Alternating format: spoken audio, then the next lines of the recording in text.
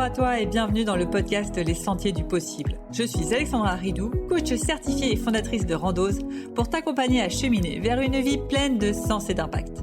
Chaque lundi, je te partage mes réflexions et outils pour t'aider à atteindre les sommets de ton épanouissement. Et les mercredis, je te laisse découvrir une interview inspirante d'invités qui vivent la vie qui leur correspond vraiment. Ah, et j'ai oublié, je t'invite à écouter chaque épisode en marchant. Les neurosciences l'ont démontré, marcher te permet de prendre plus de recul, de développer ta créativité et ainsi prendre les meilleures décisions pour vivre la vie qui te fait vibrer. Salut Nadège, bienvenue sur le podcast Les Sentiers du Possible. Comment vas-tu ? Ça va très bien, ça va très bien. Là, on était en train de parler en off de quand est-ce qu'on se fait des raquettes. Bon, il n'y a plus de neige, mais du coup, ça m'enthousiasme, j'ai hâte. Yes, carrément. Nadège habite pas loin de Grenoble, elle habite dans le Vercors, au plein milieu de la nature. On voit d'ailleurs ton petit chalet en bois pour ceux qui regardent la vidéo. Je suis trop contente de t'avoir sur le podcast. Nadège, pour ceux qui ne te connaissent pas, en plus, tu accompagnes les coachs de mon programme justement sur la partie mindset. Donc, on va avoir plein de sujets à aborder. Toi, comment tu te décrirais justement en quelques phrases pour ceux qui ne te connaissent pas ? C'est une grande question, ça. Souvent, c'est vrai que les présentations, j'aime bien les présentations en one-one pour pouvoir parler le langage de l'autre. Et du coup, comme je sais pas trop qui m'écoute, je vais faire un truc un peu plus vaste. Mais je me définirais comme une personne amoureuse de l'amour. Je suis passionnée de ça, de l'être humain, de la lumière, des détails. Je dirais ce qui m'inspire le plus dans la vie, c'est d'accompagner et de mettre en lumière les personnes passionnées et audacieuses pour les aider à se créer une vie qui les enthousiasme. Et ce, grâce au coaching et à la photo aujourd'hui, qui sont mes deux activités principales. Trop bien. Et il y a une question que j'adore commencer cash pour tous les invités en général.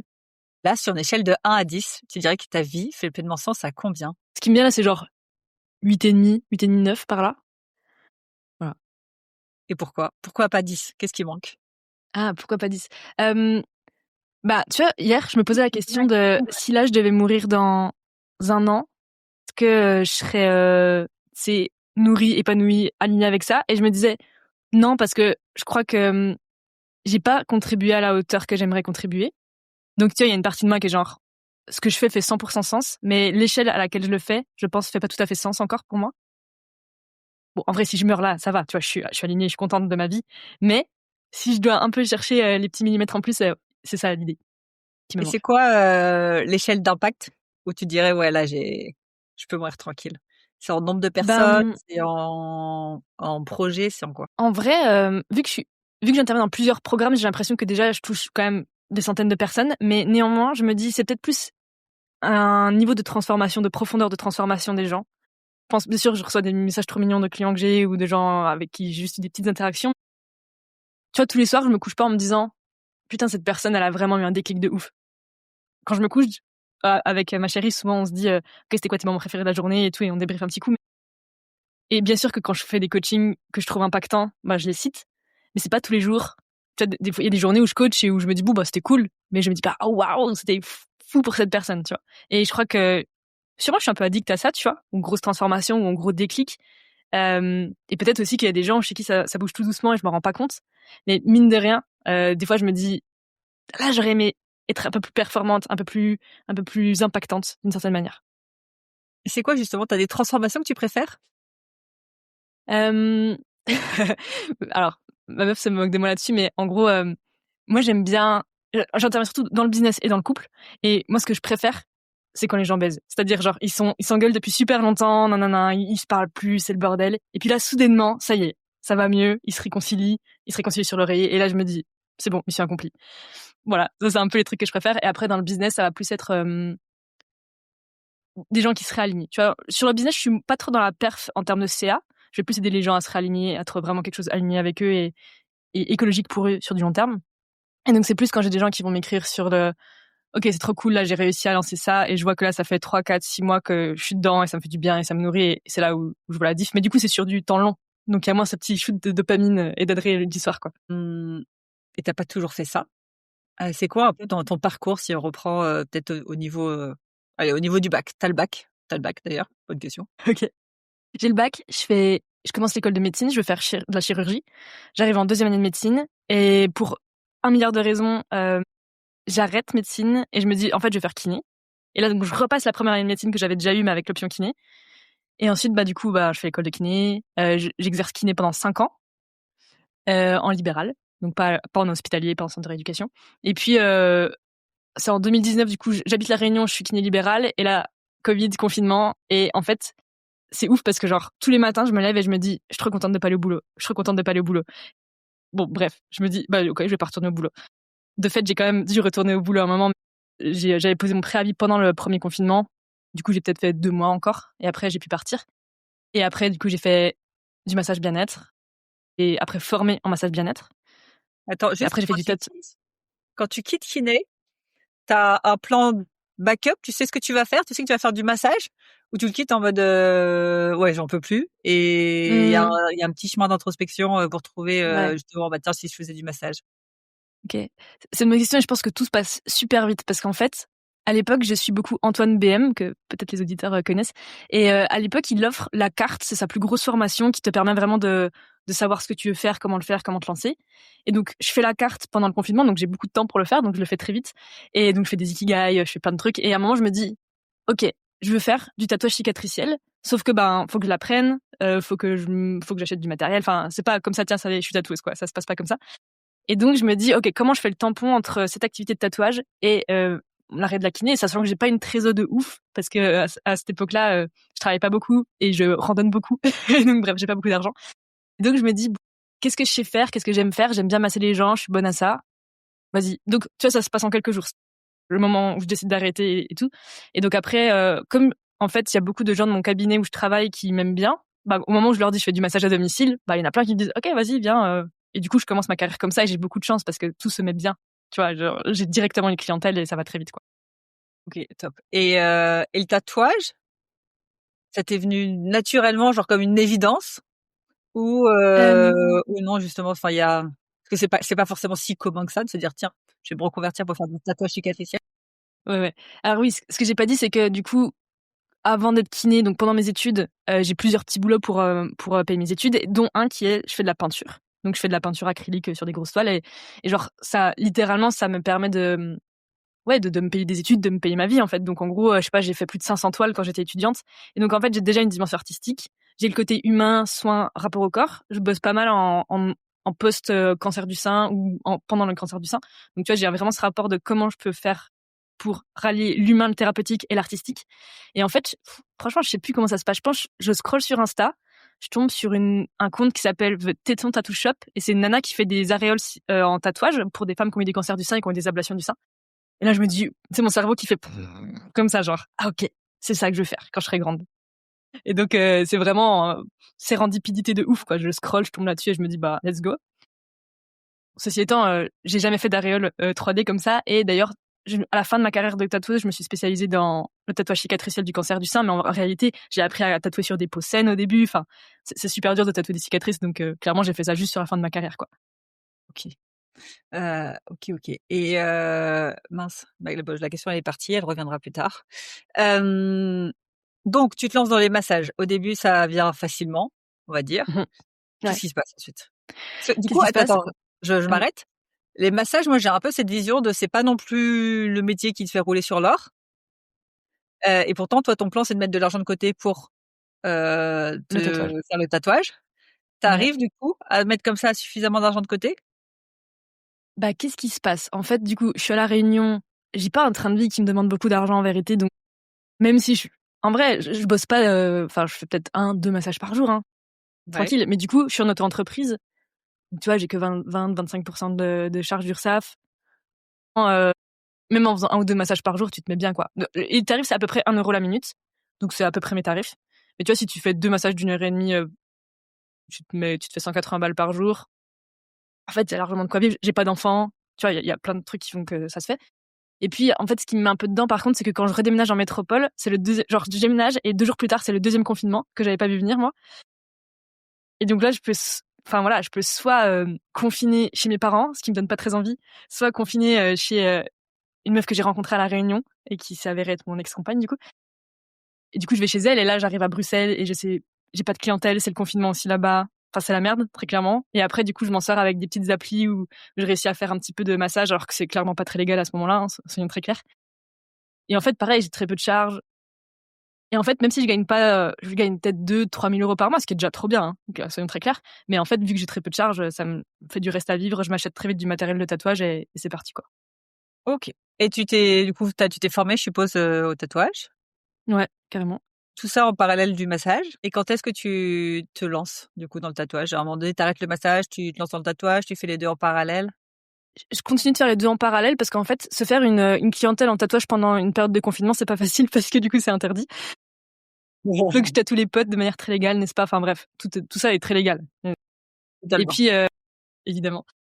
Et puis en fait, je galère à me lancer. Le tatouage, ça m'a mis du temps. Je pense que c'est l'activité où j'ai le plus galéré à me lancer, à cause des confinements, à cause de plein de choses. Et du coup, on redéménage en France à un moment, une année plus tard. Et là, du coup, je trouve un salon où je peux me poser, où je pose mes valises et où enfin je peux commencer à développer ma clientèle de manière vraiment grande. Et entre les deux, je continue un peu le massage. Mais tu vois, en fait, quand on fait Bruxelles-Toulouse, bah pareil, j'arrive, je connais personne, faut que je refasse à nouveau toute une clientèle en physique. Et là, d'ailleurs, c'est là où je me promets de trouver un métier où quand je déménage, c'est pas la merde pendant 6 mois à chaque fois, parce que en fait, faire une clientèle physique, ça peut très bien se faire, mais je trouve qu'il y a une inertie différente du digital, tu vois. Donc à chaque fois, c'est plus compliqué, quoi. Et entre les deux, du coup, je Et fais d'ailleurs toujours du massage. Ouais, dis-moi. pardon, comment tu fais d'ailleurs pour refaire cette clientèle de zéro? C'est quoi tes plans d'action, tes astuces Ouais. pour t'arriver Et dans une ben, logique, dire, «Allez, je refais une clientèle»?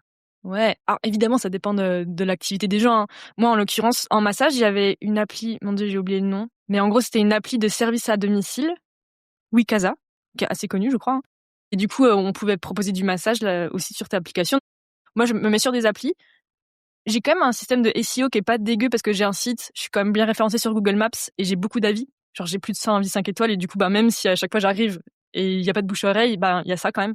Et tu vois, genre, je pense pas que je conseillerais forcément aux gens de faire du SEO, mais en fait, si je suis un peu honnête avec moi, ça m'a sauvé plus d'une fois, quoi. Enfin, vraiment. Là, ça fait Parce 4, tu que sais, j'ai déménagé il y a 4 mois et j'ai mis 4 mois à réussir à réactiver ma fiche Google. Ça a été l'enfer administrativement. Et là, elle a été réactivée hier soir. Et je te jure, j'avais les larmes aux yeux. Je me disais, putain, mais enfin, quoi. Et je sais que ça va m'apporter des nouveaux clients en photographe, etc. quand tu parles, SEO, tu parles de ta fiche Google ou tu parles vraiment d'un site internet, que Les tu deux, références? les deux, ouais. En fait, j'avais une fiche Google qui m'amenait sur un site. Alors, évidemment, cette fiche Google aurait pu m'amener sur un Insta, n'importe quoi d'autre, hein. Néanmoins, j'ai quand même beaucoup de clients qui ont vu, enfin, qui sont venus et je leur demande à chaque fois, OK, comment vous m'avez connu? Qu'est-ce qui vous a fait le déclic? Et j'en ai quand même plus de 20, voire plus, qui m'ont dit, je suis tombée sur votre site, j'ai trouvé ça très professionnel et nanana. Donc, tu vois, il y a vraiment ce truc de le site pro, ça sert à rien. Et tu vois, une partie de moi est d'accord avec ça. Et il y a quand même une partie de moi qui sait que j'ai fait des dizaines de milliers d'euros grâce à ça. Donc, voilà. Ça sert à rien, sauf au moment où ça sert à quelque chose, quoi. Carrément, et ta fiche Google, du coup, parce que tu es à la fois masseuse à ce moment-là encore et à la fois Ouais, tatoueuse, ouais. c'est une fiche, masseuse, tatoueuse ou tu as une fiche masseuse, tu as une fiche tatoueuse? C'est une très bonne question. J'ai une seule fiche et en fait, sur Google Business, donc My Business, tu peux mettre plusieurs activités. Ton activité principale, donc celle qui est sur ton SIRET, enfin ton numéro INSEE, je sais pas comment on dit, APE là, c'est la première activité qui sort. Mais par contre, si quelqu'un, tu vois, par exemple, moi je suis coach en première activité et ensuite je suis photographe. Si les gens tapent Nadège de Prester, ils vont voir coach de vie. Mais s'ils tapent photographe Vercors, ils vont tomber sur ma fiche en voyant photographe. Donc en fait, c'est quand même bien foutu. Tu peux avoir plusieurs activités sur la même fiche. Alors ce qui est un peu chelou, c'est que moi j'ai des avis qui remontent de 2016 où j'étais encore kiné, tu vois. Donc j'ai énormément d'avis, mais du coup très divers. Mais bon, après les gens ils s'amusent rarement à lire plus de 100 avis, tu vois. Ils vont lire les derniers qui sont du coup du coaching et de la photo et ça fait sens quand même, quoi. Je savais pas par contre que le titre se modifiait en fonction de ce Ouais. que recherchait la personne. Alors à l'époque, c'était pas comme ça. J'avais marqué, je sais pas, j'avais dû marquer massage et tatouage et formation massage, j'en sais rien. Enfin, j'avais fait toute une headline. Maintenant, tu mets ton nom d'entreprise, donc moi c'est Nadège de Prester parce que j'ai pas de nom de société. Et après, du coup, juste tu peux détailler, mais je pense que l'algo ils l'ont amélioré avec le temps. Du coup, c'est quand même bien fait. Et là, tu vois, je suis curieuse de voir combien d'appels je vais recevoir grâce à ça. Parce que je sais, tu vois, que par le passé, genre quand j'étais masseuse, littéralement tous les jours, je recevais un message ou un appel. Alors souvent, c'était des mecs qui voulaient autre chose que du massage et donc c'était très chiant. Mais bon, dans tout le lot de gens un peu chelous, il y avait aussi des vrais clients qui sont venus grâce à Google Maps, quoi. Et ça, du coup, c'était quoi? C'est Toulouse, hein, il me semble. Tu as directement allé à Toulouse. Quand tu es allée sur Toulouse, c'est 80 des gens qui viennent du coup de ta fiche Google ou tu avais fait d'autres actions en local? Alors en action locale, j'avais laissé des cartes chez des ostéos, chez des gens qui avaient à peu près la même, tu sais, en marketing, moi j'appelle ça les gens bombeurs, les gens qui ont la même cible que toi mais qui font pas du coup exactement la même prestat de service. Donc j'avais laissé quelques cartes. L'appli, la Wikasa, ça m'a vraiment lancé parce que du coup, j'ai eu plein de clients grâce à l'appli et ensuite qui ont pu faire du bouche à oreille. Je saurais pas te dire les pourcentages exacts, mais du coup, au début, c'était beaucoup Wikasa. Ensuite, un peu les cartes, le bouche à oreille et le SEO qui s'est mis en place après. Du coup, à un moment donné, je t'ai coupé, mais je sais pas si tu sais ce que tu voulais dire ou pas. Non, je ne me rappelle Bon, plus, c'est pas grave. ça reviendra. Donc là, tu es à Toulouse. Tu fais massage et tatouage. Comment t'en viens à ajouter cette casquette de coach? En fait, ça dépend parce qu'on met comme étiquette derrière le mot coach, tu vois. En vrai, je pense que j'ai coaché, toute proportion gardée, genre toute ma vie professionnelle. Enfin, genre, quand j'étais kiné, je posais des questions aux gens. Voilà, c'est juste, à un moment, je me suis dit, ouais, alors, je t'ai pas dit dans mes innombrables métiers, à un moment, j'avais fait du copywriting et du consulting marketing. Je me suis formée chez un ami à nous. Et en fait, C'est quand ça? ça, c'était en 2021. Quand j'ai déménagé à Toulouse, en fait, il y a eu ce moment tampon où j'ai eu un peu de temps et d'inertie à me refaire une clientèle physique. Et là, je me disais, OK, comment on paye les factures? Qu'est-ce que j'aime faire? J'ai refait un ikigai rapide. Je me suis dit, bon, bah, j'aime bien écrire. Je suis pas débile à ça. Vas-y, je me forme en copywriting. C'est vraiment ce qui s'est passé dans ma tête, tu vois. Et du coup, j'ai fait ça, j'ai fait de la prestat de service. Et en fait, pendant un coaching avec mon formateur, à un moment, j'ai, tu sais, une espèce d'épiphanie. Genre, il me pose une question et là, je lui dis, non, mais écoute, en fait, j'ai plus envie de faire la prestat de service. C'est pas ça que je veux. Moi, je veux faire des épiphanies comme ça aux gens, comme tu viens de me faire. Je veux faire ce que tu viens de faire. Et je lui dis, du coup, je veux être coach. Et lui, il me dit, bah, ok, je suis pas formée en coaching, mais je peux te mettre en contact avec un coach, tu vois. Et du coup, il me met en contact avec un coach qui me mécène qui me mentor plutôt pendant 1 an et demi. Et en échange, moi, je lui fais du copywriting, justement. Et puis, je me forme chez David Laroche, chez Julien, et voilà. C'est comme ça que ça se lance, quoi. Bien. Et donc à un moment donné, tu fais coaching, tatouage et masseuse? Ouais, clairement. Et petit à petit, le massage s'arrête. Enfin, s'arrête. Je diminue le massage parce que, en fait, le tatouage commence à vraiment bien fonctionner. Donc, à ce moment-là, je vis essentiellement du tatouage. Et en fait, ce que je perçois dans le pattern, ce qui se joue, c'est que à chaque fois que j'ai une nouvelle envie professionnelle, c'est mon ancien métier qui me soutient financièrement. Et tu vois, les gens qui se lancent en brûlant les bateaux, je comprends le principe, mais franchement, je trouve, personnellement, je conseille jamais ça à mes clients parce que je trouve ça met dans un état de scarcity financière qui aide pas à être très magnétique, quoi. Enfin, quand t'as besoin que les gens te disent oui quand tu les closes, je trouve que ça marche moins bien. Non, mais c'est ultra intéressant. Et t'as jamais eu ce moment où que va penser le client, par exemple, si je suis 80% de mon temps masseuse et que 20% tatoueuse, est-ce qu'il va pas se dire que je suis pas compétente parce que je suis pas à 100%? Et quand je suis 80% tatoueuse et que 20% coaching, est-ce qu'il va pas se dire mais c'est qui celle-là, elle est pas compétente? Comment tu gères un peu cette confiance en toi quand à chaque fois que tu changes? Ouais, c'est une bonne question. En vrai, je me la suis posée à peu près à chaque changement de carrière, hein. Si, je me le suis posée. Et tu vois, je pense que faire des choix, c'est pas, enfin, comment dire? Maintenant, j'arrive à en faire. Mais de base, il y a encore quelques mois, je t'aurais dit, c'est pas ma zone de génie de faire des choix. Et donc, souvent, je fais pas de choix et je continue plusieurs trucs qui me font plaisir. Mais la vérité, c'est que, effectivement, je voyais bien que je me dispersais. Et c'est même pas une histoire de qu'est-ce que pensent les gens de moi, c'est qu'est-ce que moi je pense de moi. C'est, bah, bien sûr que si je faisais 100% du tatouage, je serais meilleure tatoueuse. J'avais décidé à cette époque de pas faire ça parce que physiquement, j'avais du mal à les positions. Enfin, en fait, le tatouage, c'est quand même assez exigeant, étonnamment. Donc, on pourrait se dire, c'est bon, il dessine sur des gens toute la journée, c'est cool. Mais c'est des positions de merde et tu gères la douleur des patients et des clients. Et enfin, bref, bon, c'est exigeant. Donc, moi, je m'étais promis de pas faire ça H24. Mais en même temps, effectivement, je me disais, bah, en fait, là, je suis ni experte en coaching, ni experte en tatouage. Et après, je me suis dit, ben, ok, qu'est-ce que je me vois faire toute ma vie? C'est quoi le jeu long terme auquel je veux jouer? Et c'était pas le tatouage, clairement. Ce qui faisait que tu n'arrivais pas à faire de choix, c'est quoi? C'est cette peur de s'ennuyer, cette peur de se tromper, c'était quoi? Je pense que c'était un mix entre peur de l'ennui, ouais, de me dire, est-ce que toutes les journées, je vais faire la même chose? Et tu vois, dans le coaching, pour le coup, c'est pas ce que je ressens. Donc ça, c'est cool, je m'ennuie jamais. Mais dans le tatouage, ouais, il y avait un peu cette peur-là de ça. Et puis aussi, je me suis dit, bah, en fait, si je redéménage, ça va à nouveau être la même galère. Et du coup, ma promesse de développer une activité digitale pouvait pas vraiment fitter avec le tatouage, en vérité. Oui, carrément. Et à quel moment là, tu fais plus de tatouage et tu fais de la photo. Elle arrivait où la photo dans cette histoire? C'est une très bonne question. Elle est arrivée où? Bah, en fait, justement, ça y est, j'arrive à vivre du coaching, j'arrête le tatouage. Et là, je me dis, quand même, ça va m'ennuyer de plus avoir d'activité artistique claire. Donc, bien sûr, j'aurais pu le garder en hobby, on est bien d'accord. Et pour l'instant, la photo, clairement, ne me rémunère pas. Genre, je le compte en activité secondaire parce que sur le papier, j'en fais un peu. Mais vraiment, c'est 1% de mon CA. Enfin, c'est rien. J'aimerais bien que ça se développe un peu, mais tu vois, la semaine dernière, j'ai vraiment beaucoup brainstormé là-dessus et je suis arrivée à la conclusion que en fait, c'est peut-être justement au moment où je vais lâcher cette envie que ça devienne pro que ça va peut-être le devenir. Tu sais, là, j'étais tellement en mode, il faut que, j'aimerais beaucoup que bah en fait, à chaque fois que je lâche un truc, je vois les choses qui bougent et là, je crois que j'étais trop attachée au fait que, vas-y, la photo doit être un truc professionnel. Et en fait, je me disais, ben, j'ai dépensé tellement d'argent en matos photo, en formation photo, c'est pas possible que ça reste un loisir. Et puis la semaine dernière, j'ai réalisé que bah si en fait, ça peut rester un loisir. Ça peut aussi être un top funnel de mon funnel d'acquisition. Ça peut être ben je photographie des gens et grâce à ça, ça me permet d'accéder ensuite à du coaching, etc. Et donc voilà, je me suis lâchée la grappe la semaine dernière, ça m'a fait beaucoup de bien. Et on verra, Inch'Allah, si ça se trouve dans un an, on se reparle et je vis à 90% de la photo, j'en sais rien, tu vois. Dans ta vision, justement, t'as une image de quel pourcentage coaching photo? Est-ce qu'il y a que de la photo? Est-ce qu'il y a que du coaching? Ouais. Moi, j'imagine bien un petit 60 coaching, 40 photos.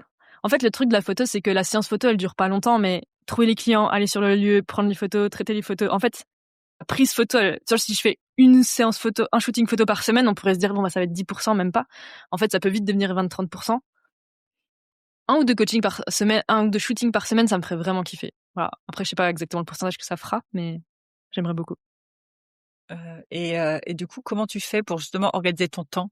T'es la pro du multitasking, quoi, et genre, toujours au moins 2 activités en parallèle. T'as des plannings bien définis, des journées bien définies, ou c'est à la demi-journée que tu définis ton truc, ou c'est freestyle total?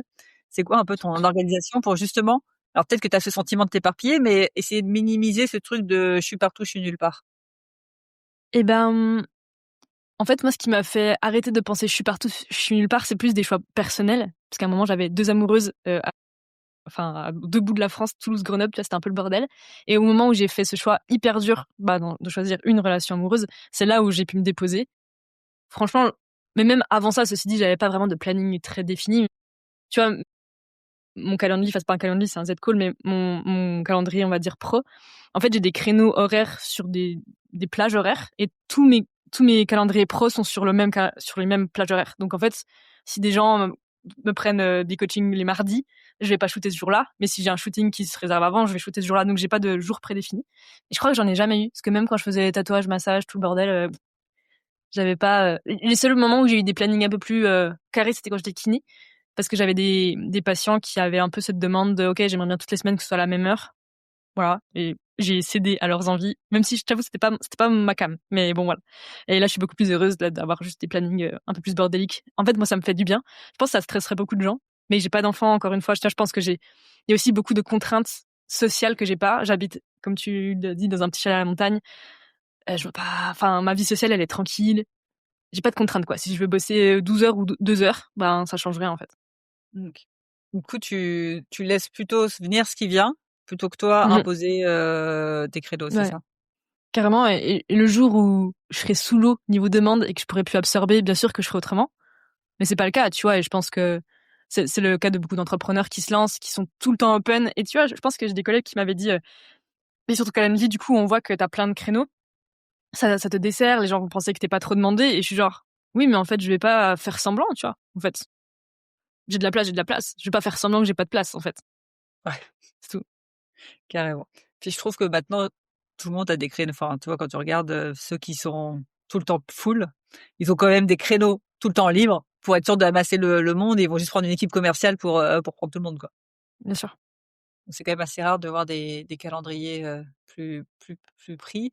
Hem Et du coup, tes clients là, aujourd'hui, comment tu fais ta recherche, sachant que du coup, tu veux peut-être rechercher à la fois des clients coach et à la fois des clients photographes? Comment tu t'organises pour que la communication, elle soit plutôt claire, pour que, tu vois, ça soit fluide, même pour toi en termes d'organisation? C'est quoi un Ouais. peu ce que tu fais? Et ben, je me suis beaucoup questionnée sur mes réseaux sociaux. Tu vois, je me demandais, OK, est-ce qu'il faut que je fasse un compte de chaque? Ce qui aurait été marketingement sûrement le plus stratégique en vérité. Et puis, je me suis dit: «Est-ce que je vais tenir ça pendant 10 ans?» Dans ma tête, je me suis dit: «Bah, non». Donc voilà, c'est pas ce que j'ai fait. Je pense que pour des gens, qui veulent être très incisifs, faire du cash très vite, ouais, bien sûr, la niche, la cible, c'est ce que je conseille à mes clients aussi et j'y crois fort, tu vois? Moi, je crois que j'ai plus envie de créer une sorte de personal brand et on n'est pas à l'abri que j'ai une nouvelle passion professionnelle chelou dans 3 ans. Donc tu vois, il y a aussi ce truc de oui, je peux monter un compte à fond sur une niche, mais en fait, si dans 3 ans j'arrête cette activité, OK, bon, je peux toujours faire un transfert, je peux changer le nom du compte et tout, mais j'aime pas trop ce truc de changer full d'activité sur un compte dédié parce qu'en fait, du coup, les followers sont plus du tout bons, quoi. Enfin, je sais pas comment dire.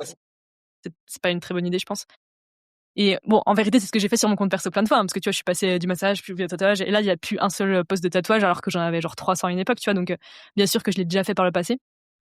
Mais je sais pas, il y a une espèce de base d'irréductibles fans qui me suivent dans toutes mes goguettes entrepreneuriales étranges, donc j'ai toujours des fans, quoi. Et il y a des gens, je leur ai vendu littéralement tous mes métiers. Il y a des gens que j'ai eu en kiné, que j'ai massé, que j'ai formé, que j'ai tatoué. Enfin, c'est un délire, tu vois. J'ai l'impression que là, je leur dirais, vas-y, je me mets à la poterie. Ils diraient, vas-y, où est-ce que je peux acheter tes potes, tu vois. Et je trouve ça trop beau de me dire, en fait, quoi que je fasse, je sais que ça va intéresser des gens. Et qu'est-ce qui fait, selon toi, justement, que les gens te suivent dans toutes tes aventures? Euh, Ben, de manière pragmatique, je pense, le fait que j'ai une newsletter peut aider, tu vois. En tout cas, il y a une sorte de connexion. Alors, je suis beaucoup moins régulière qu'à une époque. À une époque, je fais vraiment tous les dimanches, je faisais ma petite newsletter. Et je pense que j'aimais bien ce cadre. Et puis, à un moment, ça m'a saoulée. Et du coup, j'ai arrêté de faire ça de manière un jour précis dans la semaine et tout. Il y a ça. Et sinon, je sais pas, j'imagine qu'ils sont connectés plus à mon énergie de, OK, en fait, je veux quelque chose dans la vie, comment je fais pour le développer? Et plus, ils me suivent pour qui je suis que pour ce que je fais, tu vois. Et je pense que c'est vraiment un message que je donne à beaucoup de clients, c'est les gens vous aiment et vous suivent pour ce que vous êtes, pas pour ce que vous faites. Et je trouve qu'il y a beaucoup plus de pérennité dans un business où on va vendre notre présence et notre être que dans nos compétences techniques, quoi, finalement. Mais comment tu fais, justement, pour, à travers tes réseaux sociaux, montrer qui tu es plus que ce que tu fais? Toi, tu as des types de contenus où tu dis: «Ah ça, il faut que je le partage parce que ça va justement montrer qui je suis et pas ce que je fais». T'as des routines? Comment tu fais pour faire passer ce message-là à travers les réseaux sociaux? Ouais, c'est une bonne question. Alors déjà, je pense que je le fais pas assez, premièrement. Mais je pense que dans mes posts, je le fais pas assez, ça c'est sûr. Par contre, dans mes stories, ça va être, je sais pas, je vais randonner, je prends des photos, des vidéos de ce que je vois, de ce que je vis. Et je pense que, bien sûr, au final, c'est quand même l'action d'aller randonner. Mais en fait, c'est quand même, je suis une personne qui s'est octroyée cette vie à la montagne parce qu'elle en avait envie, malgré plein de difficultés, perso, pro. Et je pense que, tu vois, qui je suis, ça transparaît dans mon lifestyle global. Donc, je sais pas, là, je me suis commandé un piano la semaine dernière, je vais le recevoir bientôt. Bien sûr que je vais communiquer là-dessus, alors que ça a rien à voir avec enfin, tu vois, ça a rien à voir avec mon activité. Mais je sais aussi que les gens qui sont sensibles à la musique, à l'émotion que ça peut procurer, vont se connecter à ça. Et je pense que, ouais, la personal brand, c'est quand même, moi, je trouve ça important, en tout cas. Je pense que beaucoup d'entrepreneurs voient pas l'importance suffisamment de ça et le mettent pas du tout en exergue. Mais encore une fois, les gens vont se connecter à qui tu es avant de se connecter à qui tu fais, quoi. À ce que tu fais. Et là, si, ceux qui nous écoutent se disent: «Waouh, ça fait totalement sens, j'ai totalement envie de travailler ma personal branding. Waouh, mais par où je commence?» Ce serait quoi un peu tes conseils? Ouais, déjà, ce serait de vivre des choses. Parce qu'en fait, c'est difficile de communiquer sur qui on est et ce qu'on ressent et ce qu'on veut de la vie si, en fait, on vit pas la vie qu'on veut. Donc peut-être avant de penser à comment je le communique, c'est comment je le vis déjà moi, comment je me connecte à ce que je veux et c'est beaucoup plus facile à dire qu'à faire, hein, évidemment, mais ça pourrait être, si, une question du style, si j'avais aucune contrainte financière, que vraiment l'argent venait à flot, que c'était l'opulence, que j'avais pas peur de la critique, de perdre le lien, qu'est-ce que je ferais de mes journées? Comment je contribuerais naturellement? Enfin, ouais, ce serait quoi mon quotidien, quoi? Qu'est-ce que j'aimerais vivre? Heu et je pense que dans cet état d'esprit-là, on peut se demander: «OK, du coup, qu'est-ce que je fais naturellement quand je suis pas sous contrainte et que j'ai pas peur?» Et je pense que ça fait partie de la personal brand. Ça peut être aussi qui on est naturellement. Je sais pas, si quelqu'un est très drôle, fait beaucoup de blagues, ça peut être utiliser ça, tu vois? Et ça peut être du coup aussi demander à ses proches, à ses amis, à son ou sa chérie: «OK, c'est quoi les 3 ou 4 mots-clés auxquels tu penses quand tu penses à moi?» Et demander ça à 5-10 personnes pour avoir une sorte de synthèse. Voilà. Après, il y a, j'imagine, plein d'exercices possibles, hein. Mais en tout cas, c'est se reconnecter à qui on est naturellement, sans contrainte et sans peur. C'est top comme conseil, merci. Et du coup, quand tu penses à publier les choses, tu as en tête, je sais pas, les 3-4 mots-clés sur lesquels tu aimerais bien que les gens se reconnectent et du coup, quand tu postes, tu dis: «Ah, est-ce que ça j'arrive à le rattacher à un mot-clé et tout ça?» Ou tu poses comme ça et tu jamais réfléchi aux vraiment 3-4 mots-clés Ouais. sur lesquels tu aimerais qu'on te reconnaisse? En fait, j'y ai réfléchi et maintenant, je pense, je le fais plus de manière si consciente, c'est plus intuitif. Mais du coup, j'aime vraiment bien la notion de nature, montagne, du coup, mon lifestyle en termes d'environnement. J'aime bien la notion de minimalisme dans et mes typos et mes choix esthétiques, on va dire, sur mon feed. Et j'aime bien le côté, littéraire, philosophique, poétique. Donc soit des fois je lis des choses poétiques ou philosophiques et je les prends en photo et je les mets en story et je sais des fois que ça fait plus d'interaction que quand j'essaye de dire des trucs intelligents, tu vois. Et c'est ok, tu vois. Et je pense que beaucoup de gens se reconnaissent là-dedans et en fait, on attire ce qu'on est, mais du coup, si on veut attirer ce qu'on est, il faut bien montrer ce qu'on est, tu vois. Et donc, moi, en tout cas, j'aime pas trop utiliser le mot je suis, mais en ce moment, a priori, je me définis comme une personne qui lit beaucoup de poésie, des philosophies, qui fait de la musique et qui vit à la montagne et tous les gens pour qui ça va parler, c'est parce que je le montre que ça va pouvoir résonner, quoi. C'est marrant parce que j'aurais totalement utilisé les mots poétiques, philosophiques, pour décrire, ce que tu partages. Ça matche bien avec, ce que tu partages. Et aujourd'hui, c'est quoi un peu tes challenges du moment? Tu as? Normalement comme tout le monde? Ouais, comme tout le monde, bah, tu vois, en perso, je pense que c'est plutôt calme. En tout cas, je me sens pas dans des gros challenges, et en pro, ben, c'est un peu ce que je t'ai partagé tout à l'heure sur mes réflexions de: «OK, quelle place j'ai envie que la photo prenne?» Donc c'est plus de l'organisation stratégique, je dirais, assez méta. Tu vois, là, en ce moment, je dézoome de mon business. Financièrement, ça va, donc j'ai un peu ce truc de: «Bon, je peux un peu ralentir» et donc il y a ce truc de: «OK, qu'est-ce que je veux vraiment?» Et tu vois, il y a des programmes où j'interviens en one-one, d'autres en groupe, par exemple. Bah, je sais que, tu vois, typiquement, je prends plus de plaisir dans les programmes où j'interviens en one-one comme dans le tien, parce que je suis plus libre sur mes horaires, je préfère le one-one d'une certaine manière.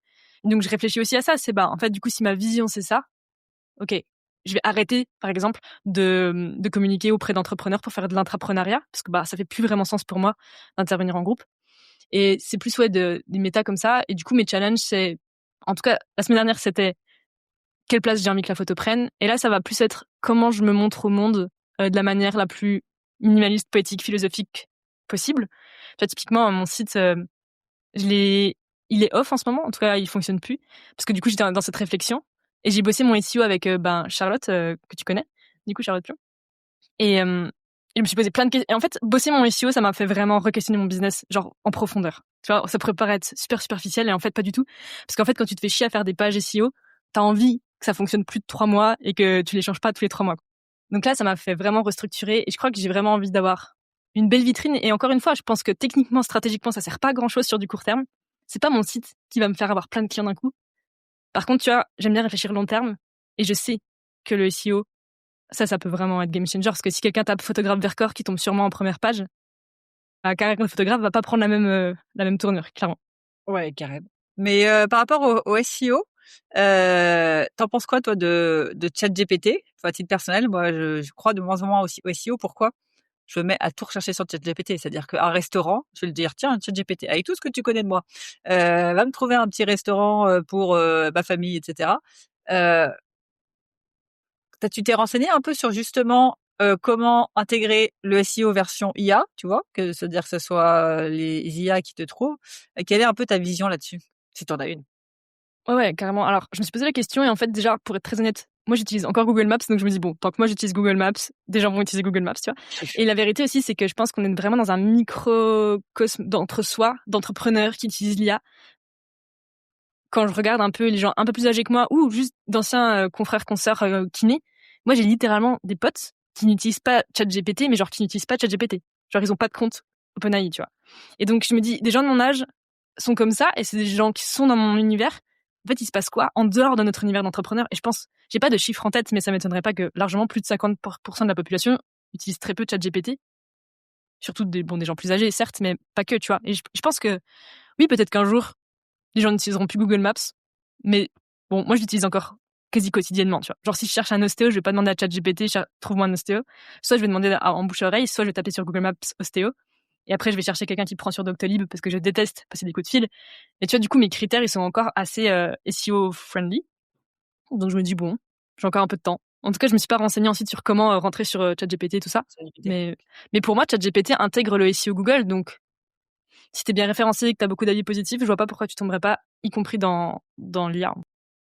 Je taperai photographe Vercors et je te dirai. Mais autour de moi, je vois tout le monde qui s'y met vraiment. Enfin, toi, mes frères et sœurs, et ils demandent ChatGPT pour maintenant, elles demandent ChatGPT pour tout et rien. Donc c'est pour ça que je me dis, après c'est peut-être un microscope en moi de là où je suis, mais je me dis: «Waouh, moi j'ai la flemme, tu vois, d'aller faire les différentes pages Google alors que ChatGPT, il te donne ta réponse qui, en général, est la bonne du premier coup, où tu peux le challenger, il va te trouver le truc dans la page 10 et t'as pas à faire tes 10 pages Google pour trouver ce que tu veux. C'est pour ça que Ouais, c'est une vraie question que je me pose sur ça. Mais par contre, comme toi, je pense que c'est du SEO qui sera du SEO de ChatGPT. Je sais pas comment on va appeler ça. Il y a des gens qui vont trouver un super nom sexy pour ça. Mais c'est sûr que ça marche. Le concept sera toujours globalement le même. Je pense, et en fait, je vois pas pourquoi, en fait, GPT irait te chercher des gens mal notés. Et tu vois, typiquement, si je fais une recherche ostéopathe, machin truc, moi, je vais regarder les 3 premiers mieux notés. Je vais pas faire 10 pages, hein, clairement. Je regarde les 3 mieux notés. Et bien sûr que ça peut être des faux avis, bien sûr, j'en suis consciente.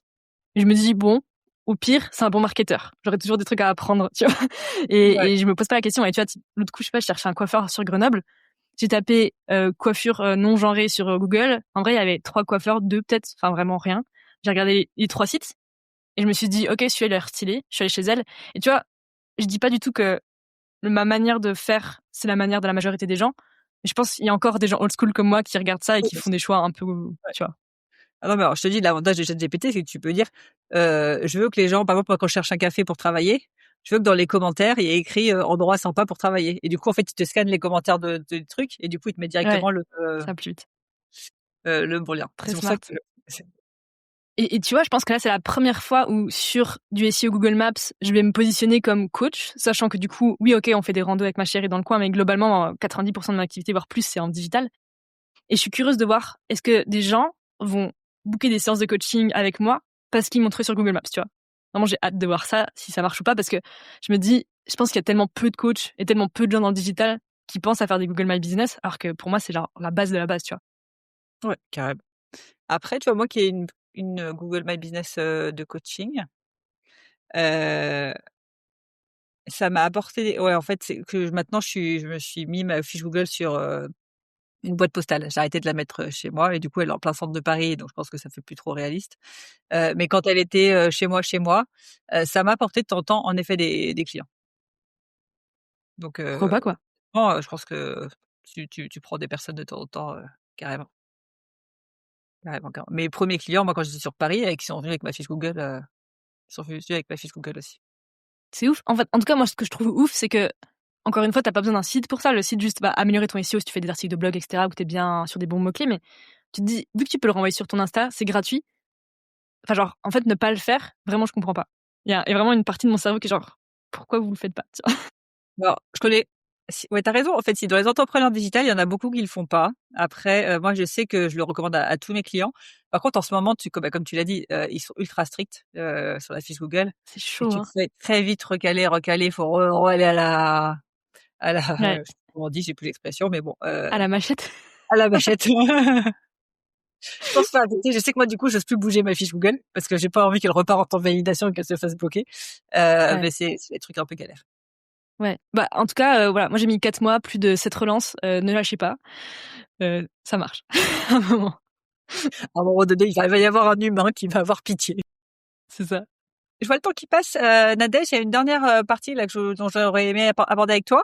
Tu es coach business, tu vois énormément d'entrepreneurs qui débutent et tu les accompagnes là-dessus.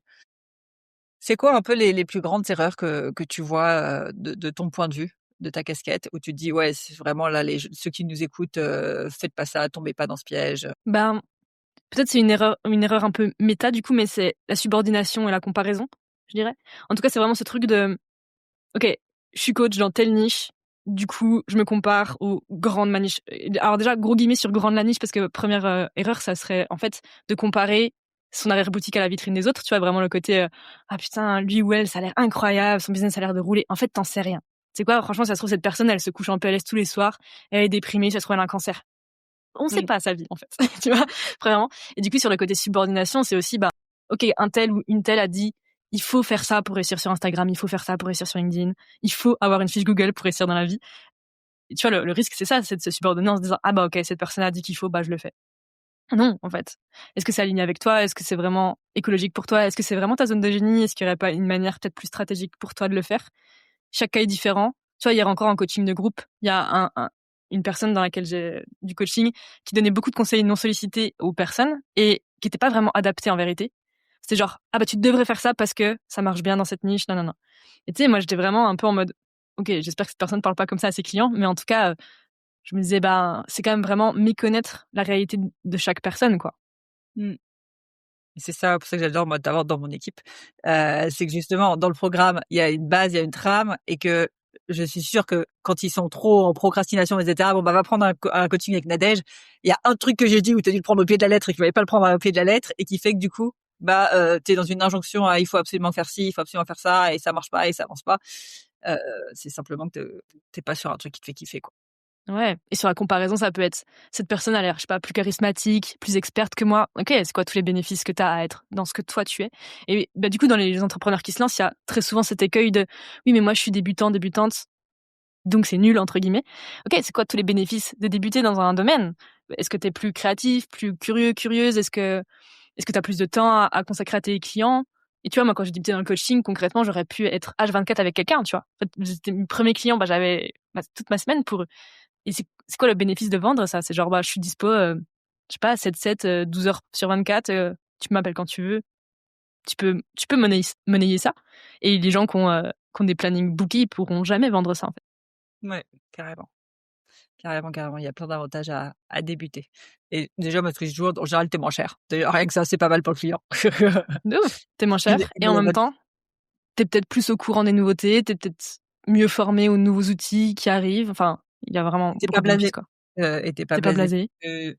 Très vite, je sais que moi j'ai changé de cible justement, pour les salariés épuisés parce qu'à un moment donné, ça me blasait, j'étais trop dans de la redondance et cetera parce que aussi je pense que c'était pas la cible qui me correspondait le mieux. Mais c'est de se dire, en fait, quand tu débutes, tu as ce truc de débutant de, comme dans un nouveau poste, quoi. Tu arrives dans un nouveau poste en tant que salarié, tu es super motivé et tout et puis au bout de 6 mois, ouais, bon OK, ça va, on se repose un peu. Carrément. Top, ultra intéressant, Nadège. Merci à toi pour tous ces partages. Encore une fois, je trouve ça, ouais, j'ai pas d'autres mots que ultra intéressant. Le fait que tu es vraiment multicasquette. Quand on parlait là des injonctions, ne pas se libérer des injonctions, on entend très souvent, voilà, il faut une niche client, il faut bien une cible et cetera. Il y a plein de manières d'y arriver, et du coup, merci à toi pour nous partager tout ça et que, on a le droit de changer 36 fois de de casquette et de métier, c'est OK, ça se fait. Et d'ailleurs, je pense aujourd'hui, tu devrais rechanger et à l'aise, c'est plus un sujet. Parce que la première fois que tu as dû switcher, je pense de kiné à masseuse, il a dû, se passer pas mal de résistance. Mmh. Là, tu auras encore un peu de résistance ou tu l'as tellement fait que tu te dis, «C'est la vie et ça se fait tranquille, quoi». Déjà, alors peut-être c'est un fantasme de ma part, mais je pense vraiment pas que j'arrêterai de coacher un jour. Peut-être juste la forme évoluera et je mettrai un autre titre, une autre ticket derrière, mais au fond, ce sera toujours le même business pour moi. Donc déjà, même si j'ai arrêté la photo, que je commençais la poterie par exemple, bon, j'aurais toujours le coaching, tu vois, qui me ferait kiffer.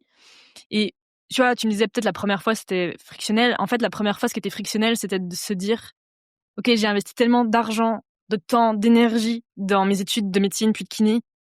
Qu'est-ce que vont dire mes parents?» Tu vois? Vraiment, c'était la première chose qui m'a touchée. Et bon, ça a été très vite balayé, tu vois, puisque j'ai décidé tout ça en quelques jours, et d'ailleurs, je leur ai pas dit. J'ai décidé de ne pas leur en parler, comme ça, c'était beaucoup plus simple. Mais non, maintenant, j'ai plus aucun enjeu dessus. Le prix à payer, en fait, est de gagner moins d'argent rapidement. C'est la vérité. À chaque fois que tu changes de business, faut en recréer un. C'est du temps, c'est de l'énergie, tu gagnes pas de thunes. Si tu es à l'aise avec le prix à payer, c'est OK. J'ai pas envie que les gens se disent juste: «Ah je fais ce que je veux, il y a pas d'enjeu». Si, l'enjeu, c'est ça. Et j'étais dans des scarcités financières plein de fois dans ma vie, j'étais dans la dèche plein de fois dans ma vie. Ça m'a mis dans des états nuls et trop bien, parce que c'est là aussi que j'ai eu mes plus belles idées. Quand tu es dans la dèche et que tu dois trouver des manières de t'en sortir, tu en trouves plein, tu vois? Et donc voilà, mais c'est aussi parce que j'étais dans la grosse dèche que j'accompagne mieux les gens qui le sont, tu vois? Mmh. Je pense. Et qu'est-ce qui fait que tu as persévéré du coup? Désolée, on continue les questions. Qu'est-ce qui fait que tu as persévéré dans ces moments de dèche et que tu t'es pas dit: «Bah tiens, je prends un job», peut-être que tu l'as fait, hein, mais un job de caissière, un job alimentaire, Je me suis posé la question des centaines de fois, même encore, récemment. Mais en fait, bon, alors déjà, si je voulais reprendre un job alimentaire, je serais kiné, je pense, ou masseuse à la rigueur. Ou en tout cas, je referais un métier que j'ai déjà fait, parce que du coup, c'est plus facile pour moi. Je pense pas que je referais kiné, en vérité, je ferais plutôt du massage. Pourquoi je l'ai jamais fait? Parce que, à chaque fois, j'ai eu le petit truc qui juste au moment où je vais prendre cette décision, il se passe un truc et c'est bon, ça redécolle. Et aussi, il y a quelques années, j'ai appris à demander de l'aide. Il y a des gens qui m'ont prêté de l'argent. Pareil, je dis pas que c'est ce qu'il faut faire, hein. Je vous dis juste ce que j'ai fait, mais en tout cas, c'était hyper dur pour moi d'avouer que financièrement, c'était chaud des fois. Et réussir à surpasser ça, à ce que les gens me dépannent, en fait, ça a été très formateur pour moi. et je crois que ça a été capital dans mon fonctionnement. Et tu vois, j'ai pu prêter de l'argent, moi, l'an dernier, à une amie qui était en galère. Et c'était un peu genre, j'ai bouclé une boucle, tu vois. C'est Ouais. genre, OK, en fait, l'argent, c'est juste une énergie comme une autre. Tu vois, je me poserais pas la question si quelqu'un me demandait, prête-moi ta veste. Tu vois, oui, je lui prête ma veste. En fait, prêter de l'argent, recevoir de l'argent, ça m'a permis aussi de dédramatiser ça, quoi. Et à quel moment tu t'es dit justement: «J'ai besoin de demander de l'argent»? Un jour où j'étais malade et je pouvais pas aller chez le médecin parce que j'avais pas l'argent pour. Tu vois, ça me met les larmes aux yeux d'y penser parce qu'en fait, bah, là, ça touchait vraiment un truc, on va dire, urgent chez moi. Et voilà, et quelqu'un m'a aidé et c'était reparti, quoi. Et ce jour-là, c'était une évidence qu'il fallait demander de l'aide ou il y a une partie de toi qui résistait quand même à dire: «C'est pas grave, je vais pas chez le médecin»? C'était pas évident, c'était pas évident. Mais en fait, c'est la personne qui m'a prêté de l'argent qui m'a mise un peu, contre le mur, quoi. C'était genre, au pied du mur plutôt. Et donc je peux pas dire que je l'ai demandé en mode, c'était facile, parce que c'est plutôt la personne qui m'a proposé et qui m'a un peu forcé la main de me donner de l'argent. Mais du coup, ça a débloqué toutes les fois suivantes, en fait. Et après, du coup, comment ça s'est passé? Je sais pas, je me mets à ta place, hein. Si je demande de l'argent, je pense que je me mets une pression de dingue pour pouvoir rembourser au plus vite. Est-ce que tu t'es mis cette pression? Est-ce que c'était une pression bénéfique? Est-ce que c'était compliqué? Enfin, toi, comment tu as vécu le après? Alors déjà, c'était 300 balles, hein. Juste, je remets le contexte, Ouais, ouais, voilà. mais C'était moi, pas, à titre personnel, vraiment, même, je pense 20 €, tu dur, vois? ouais. Je pense que ça me met dans enfin, j'aime pas être redevable. Faut que je travaille Oui. ça sur moi, tiens, je me vais le noter. Ouais, j'ai ce truc d'être redevable de quelqu'un, ça me ouais et donc je pense que je le vivrais, ouais, pas si bien que ça. C'est pour ça que j'aimerais bien avoir Ouais. ton retour là-dessus. Hem, C'était pas facile, mais je me suis pas mis une pression de ouf. Alors déjà pour une raison très simple, c'est qu'en fait, très rapidement, j'ai pu la rembourser. Et si ça avait pris plus de temps, est-ce que ça m'aurait mis la rate au courbouillon? Je pense pas, je pense pas pour une raison simple, c'est que cette personne avait de l'argent et que c'était pas un sujet pour elle. Tu vois, je me disais pas: «Mon Dieu, ces 300 € vont l'empêcher de bouffer à la fin du mois», tu vois? Il y avait pas d'enjeu pour elle.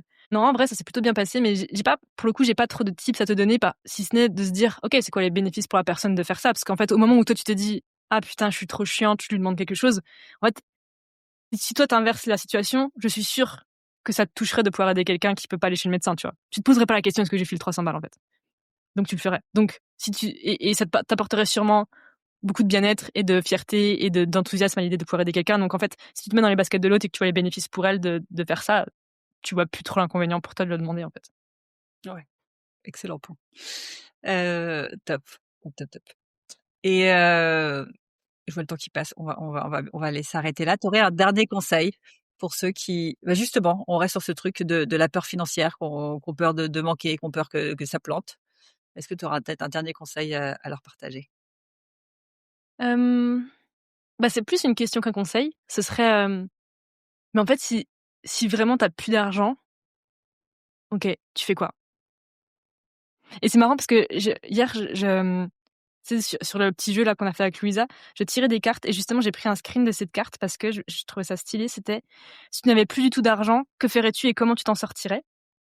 Et tu vois, j'y réfléchis souvent à cette question parce que du coup, j'aime bien en fait me prémunir de ça. Et alors, bon, moi personnellement, ma réponse ce serait, bah, en fait, ce serait pas un sujet parce que mes parents sont là, ils m'aiment. Si vraiment c'était la pure dèche et que ma meuf me virait, ce qui n'arrivera pas je pense, mais si ma meuf me virait et que c'était la pure dèche, je pourrais toujours aller, chez mes parents. En fait, il y a pas de scénario où, je dors dans la rue, tu vois? Ce scénario n'existe pas. Donc voilà.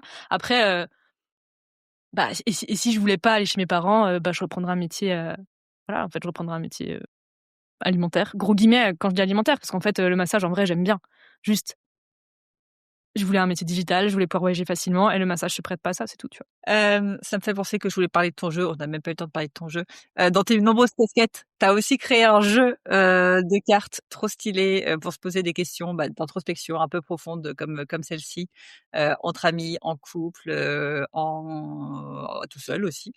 Heu, Elle est venue comment cette idée? Et heu et comment tu gères encore une idée de plus dans ta tête, enfin, tu vois, dans l'organisation? OK.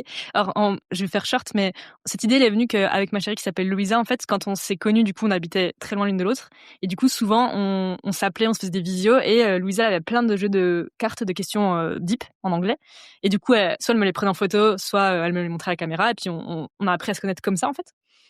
Et puis, en fait, on en parlait des fois à des clients et tout et en fait, on a beaucoup de clients francophiles qui sont un peu nuls en anglais et qui parlaient pas du tout anglais. Donc déjà, ils étaient un peu hermétiques à ça parce que du coup, ils comprenaient pas, fallait qu'on traduise. Enfin, ça enlevait un peu le côté fun du jeu. Et aussi, dans les jeux français, on se disait, ça, c'était des questions pipi caca, quoi. Franchement, surtout les jeux orientés couple, c'était vraiment, tu vois, le vrai tout missionnaire. Enfin, c'était l'enfer, vraiment. Et donc, du coup, on s'est dit, OK, comment on fait un truc stylé? Et donc ça, c'était il y a presque 1 an qu'on s'est les premières fois posé la question. Et puis, il y a quelques mois, on s'est dit, bon, on le fait ou on le fait pas, quoi. Et on s'est bougé les fesses. Et c'est parti. Et en vrai, c'est tombé dans une période, l'été, où moi, j'avais quand même beaucoup moins de séances de coaching, parce que souvent, les programmes s'arrêtent l'été, où il y a moins de gens, etc. Donc, j'avais du temps pour ça. Et donc, j'ai appris à coder. Enfin, à coder. Je suis pas dev, hein, mais j'ai regardé des tutos, j'ai acheté des formations et tout. Et c'était parti, quoi. Et maintenant, le lancement, ça a été un peu un sprint final quand même, parce qu'on s'était dit, on fait ce lancement le 3 décembre. Du coup, c'était quand même un peu le rush pour nous, parce qu'on avait plein de trucs à gérer, plein de bugs à gérer, enfin bref. Et puis là, ça redescend un peu. Et comment on gère ça? En fait, là, on a un calendrier édito qu'on fait Louisa et moi. Et on va essayer de batcher un peu, quoi. On va essayer de faire du contenu genre toutes les 2 semaines et essayer de programmer ça et nous l'enlever de la tête, tu vois, pour que ce soit juste un petit supplémentaire. Mais on n'a plus envie que ce soit un truc auquel on pense tous les jours, comme on l'a fait ces dernières semaines. Et vous avez une ambition particulière, une vision particulière pour ce jeu? Ou non, c'est du plus, c'est du bonus et on verra là où ça nous mène? Au début, on était un peu dans cet état d'esprit. Puis en voyant que ça prenait bien, on s'est dit, en fait, on veut impacter le plus de monde possible. Alors, évidemment, si on pouvait toucher 10 000 personnes ou plus, on serait refaite. Après, c'est un jeu long terme, tu vois. Pour moi, c'est un jeu long terme. Moi, cette année, je me suis dit, j'aimerais faire minimum 1000 ventes en 2026. C'est déjà bien, hein? Ce serait ouf, ce serait ouf. Et puis, et l'autre coup, on rigolait, on disait, en fait, si on fait 20 000 ventes, on se paye une maison, tu vois. Donc, oui, c'est un peu chelou dit comme ça, mais en fait, c'est tout ce que je nous souhaite, quoi. Ouais, carrément.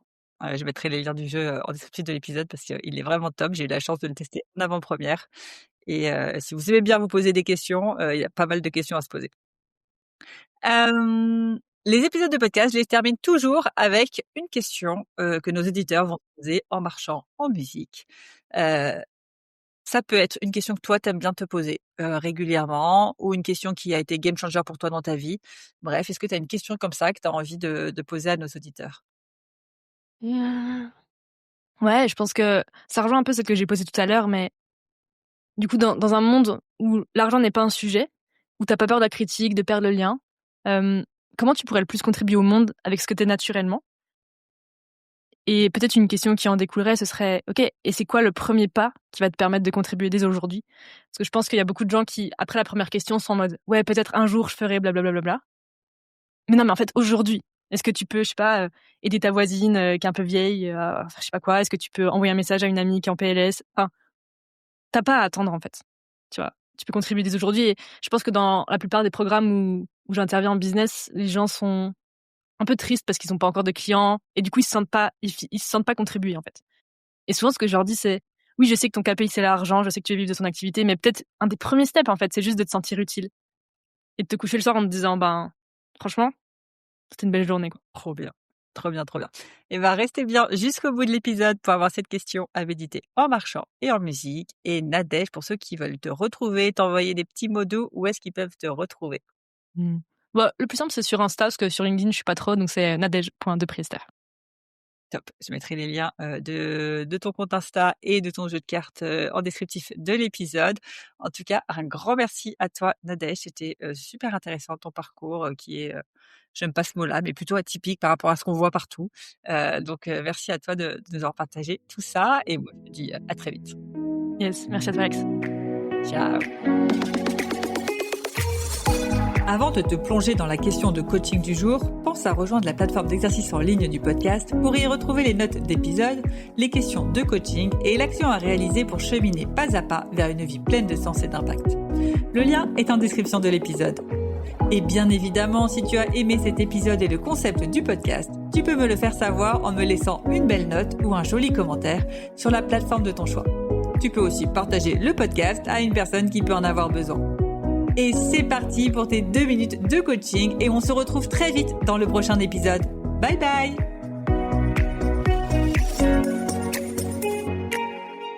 Et c'est parti pour ta question de coaching à écouter en marchant et en musique. Et aujourd'hui, c'est Nadège qui te pose cette question. comment pourrais-tu le plus contribuer au monde avec ce que tu es naturellement ?